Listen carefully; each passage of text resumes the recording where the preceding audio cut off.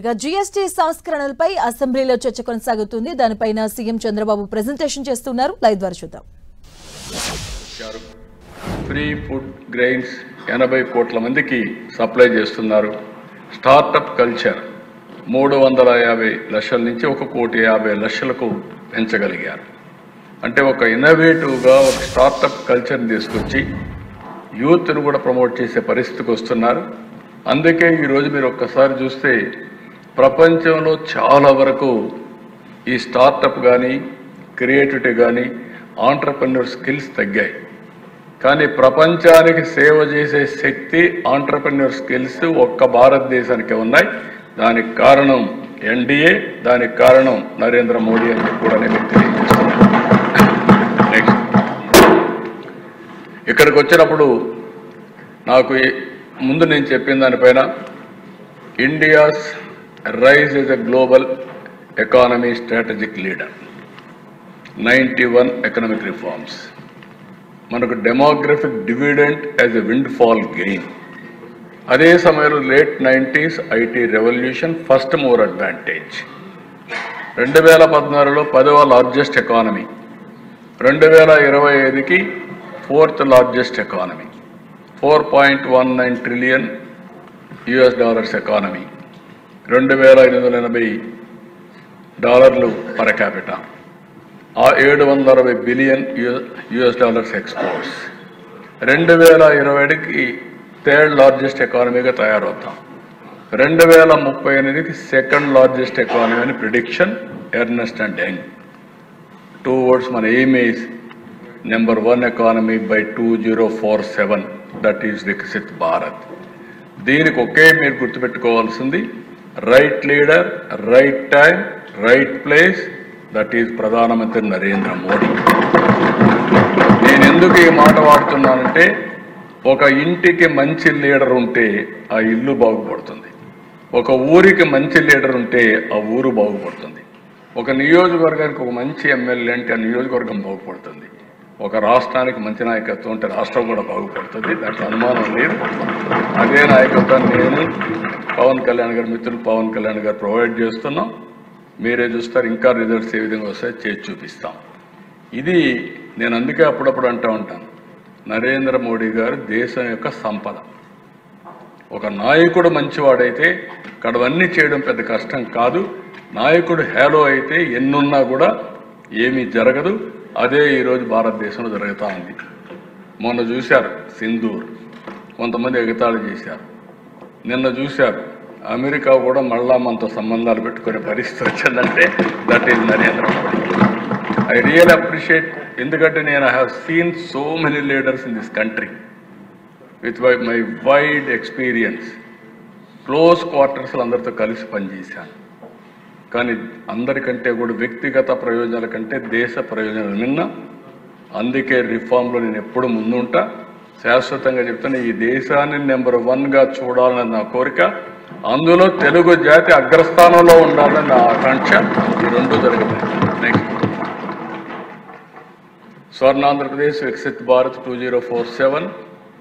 ఈరోజు మంది 1.88 billion, 2.4 trillion మన గోల్.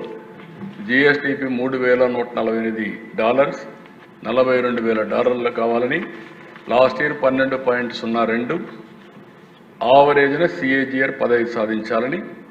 మనకు అబండెంట్ నేచురల్ రిసోర్సెస్ ఉన్నాయి, జాగ్రఫిక్ అడ్వాంటేజ్ ఉంది, సీ కోస్ట్ అడ్వాంటేజ్ ఉంది, స్ట్రాంగ్ డెమోగ్రఫిక్ డివిడెంట్ ఉంది, బ్యాలెన్స్డ్ రీజనల్ డెవలప్మెంట్ పొటెన్షియల్ ఉంది, టెక్నాలజీ అడ్వాంటేజ్ తెలుగు వాళ్ళు అందిపుచ్చుకున్నారు, ఇన్స్టిట్యూషన్ రెడీనెస్, గవర్నెన్స్ డెప్త్, ఇవన్నీ కూడా మనం చూసుకుంటే 5 సంవత్సరాలు 2 విషయాలు మనం గుర్తుపెట్టుకోవాలి. విభజన, దానివల్ల స్ట్రక్చరల్ ఇంబ్యాలెన్స్ వచ్చాయి. హైదరాబాద్లో మొత్తం సర్వీస్ సెక్టర్ అంతా వెళ్ళింది. ఈరోజు హైదరాబాద్ సర్వీస్ సెక్టర్ 67% కాంట్రిబ్యూట్ చేస్తుంది. అదే సమయంలో ఇక్కడికి వచ్చే కొందికి మనకు 45-44%లో ఉన్నాం సర్వీస్ సెక్టర్. అక్కడ అగ్రికల్చర్ 14% తగ్గింది, మన దగ్గర 35% ఉంది. దీనివల్ల నష్టం ఒకసారి చూస్తే మొత్తం మనకు వచ్చే ఆదాయం జిఎస్టిపిలో అక్కడ 9.3% వస్తే మనకు 6.12% వస్తుంది. 3% 3.3% డిఫరెన్స్ ఉంది. అయితే మనం కుంగిపోలేదు. మనం రిఫార్మ్ తీసుకొచ్చి ఎక్కడికక్కడ ముందుకు పోయాం. 5 సంవత్సరాల్లో 13.5% మనం పెంచుకోగలిగాం. ఆ స్పీడ్లో కానీ పెరుగుంటే ఈరోజు 7 లక్షల కోట్ల రూపాయలు జిఎస్టిపి అదనంగా వచ్చేది. దగ్గర రాష్ట్రానికి ఆదాయం 60-70 వేల కోట్ల రూపాయలు అదనంగా వచ్చేది. ఈ రెండు వస్తే ఇప్పుడు మనం ఈజీగా సూపర్ 6 కానీ అన్ని ఇచ్చేవాళ్ళం. కానీ అది ఆ 5 సంవత్సరాలు జరిగిన విధ్వంసం వల్ల మనం మళ్ళీ ఇబ్బంది పడ్డాము. ఈ 2 ఇబ్బందుల వల్ల సమస్యలు వచ్చాయి. కానీ మనకి ఇన్హెరెంట్ స్ట్రెంగ్స్ ఉన్నాయి. అన్ని పూల్ చేసుకుంటాం, ముందుకు పోతామని చెప్పి కూడా నేను మీకు తెలియజేస్తున్నాను. నెక్స్ట్, ఈరోజు మనం కూడా మీకు చాలాసార్లు నేను చూపించాను ఈ స్లైడ్ని. Welfare empowerment balance. అందుకే health, education, nutrition, social safety needs, basic infrastructure, empowerment through DBT, P4 ఇవన్నీ తీసుకొచ్చాం. ఇన్వెస్ట్మెంట్ అండ్ డెవలప్మెంట్ని బ్యాలెన్స్ చేస్తున్నాం. Human, physical capital, capital expenditure, HRD, infrastructure, PPP model, viability gap funding, ఎక్కడ కూడా ఇన్వెస్ట్మెంట్కు ఎలాంటి ఇబ్బంది లేకుండా మనం వినూత్నమైన కార్యక్రమాలతో క్యాపిటల్ ఎక్స్పెండిచర్ వర్క్ చేస్తున్నాం. దీనివల్ల వెల్త్ క్రియేషన్ చేస్తున్నాం. Work force, enhanced work force, job creation ఇవన్నీ. అదే సమయంలో హయ్యర్ రెవెన్యూ జనరేషన్ చేసి more tax revenue, economic stability తీసుకొస్తున్నాం. ఇది short term, medium term, long term plan చేసుకొని ముందుకు పోతున్నాం. నెక్స్ట్, ఇప్పుడు సూపర్ 6 మొన్నే మనం చూసాం. కొంతమంది బాధపడిన సూపర్ 6 మనం ప్రారంభించింది సూపర్ హిట్ చేసే బాధ్యత తీసుకున్నాం. అమలు చేస్తాం. విత్ కన్విక్షన్ మనం చేస్తున్నాం. ఇవన్నీ కూడా ఇంకా రాబోయే రోజులు మనం చేస్తాం. నెక్స్ట్, ఇప్పుడు ఇక్కడ నేను zero poverty, population management, human resource development, skilling and employment, water security, farmer and agritech, global best logistics, cost optimisation of energy and fuel, product perfection, Swachh Andhra Pradesh, deep tech in all walks of life. ఇవి ఏవైతే 10 principles పెట్టుకున్నామో ఈ 10 ప్రిన్సిపల్స్కి big relief వస్తుంది. ఇప్పుడు ఈ GST reforms వల్ల all 10 principles కూడా ఇంకా పెద్ద ఊపు వచ్చి మనం ముందుకు పోయే అవకాశం వస్తుంది. అది ఊరికి ఎగ్జాంపుల్స్ అని ఒకసారి చెప్తాను. నెక్స్ట్, ఈరోజు మీరు చూస్తే జీరో పావర్టీకి ఫుడ్, కిచెన్ ఐటమ్స్ బాగా రేట్లు తగ్గాయి. పర్సనల్ కేర్, హౌస్ హోల్డ్ రేట్లు తగ్గాయి. కన్జ్యూమర్ ఎలక్ట్రానిక్స్, అప్లయన్సెస్ బాగా తగ్గాయి. Population management, human resource development, health care and మెడిసిన్కి అయితే ఇన్సూరెన్స్ వల్ల అందరికీ ఆరోగ్యం మెరుగు చేసే అవకాశం వచ్చింది. ఇంకో పక్క స్టూడెంట్స్కు వాళ్ళకు ఎడ్యుకేషన్కు దోహదం చేస్తుంది ఈ బడ్జెట్. ప్రోడక్ట్ పర్ఫెక్షన్లో కూడా టాయ్స్, హ్యాండిక్రాఫ్ట్స్, కల్చర్ ఇవన్నీ కూడా ప్రోడక్ట్ పర్ఫెక్షన్ వస్తే over a period of time మన ప్రోడక్ట్స్ గ్లోబల్ మార్కెట్లకు పోయే పరిస్థితి వస్తుంది. అది కూడా తొందరలో జరుగుతుంది. ఫార్మర్ అయితే అగ్రిటెక్, మొత్తం ఇరిగేషను, డ్రిప్ ఇరిగేషన్ ఇవన్నిటి వల్ల చాలా లాభం వస్తుంది. దీన్ని మనం కరెక్ట్గా ఉపయోగించుకుంటే ప్రొడక్టివిటీ పెరుగుతుంది, ప్రొడక్షన్ పెరుగుతుంది, క్వాలిటీ పెరుగుతుంది. దానివల్ల పెద్ద ఎత్తున ఉపయోగపడుతుంది. స్వచ్ఛ ఆంధ్రప్రదేశ్ కూడా హౌసింగ్, మెటీరియల్స్ ఇవన్నీ చీప్గా వచ్చే అవకాశం ఉంటుంది. నెక్స్ట్,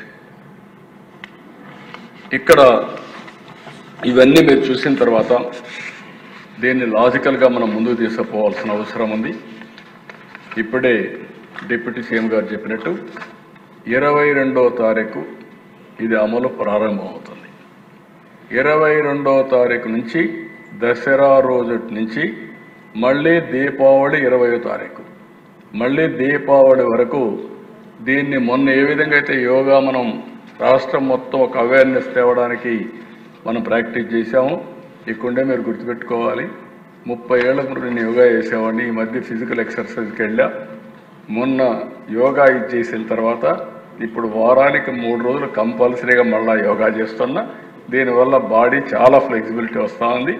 మీరు కూడా ఆ రోజు ప్రోగ్రామ్ ఇస్తే ఒకరోజు ఫోటోల కోసం చేసి వదిలేశారు. కనీసం ఇప్పటి నుంచి మీరు ప్రారంభించండి. It will give so much of strength and relief కూడా ఇవన్నీ వస్తాయి. అందుకే every house hold, every village, every business establishment రాష్ట్రం మొత్తం అవేర్నెస్ తీసుకొచ్చేట్టుగా ఈ రిఫార్మ్ని సద్వినియోగం చేసుకున్నట్టుగా దీనివల్ల next level of development growth వేడిగా మనం చేయాల్సిన అవసరం ఉంది.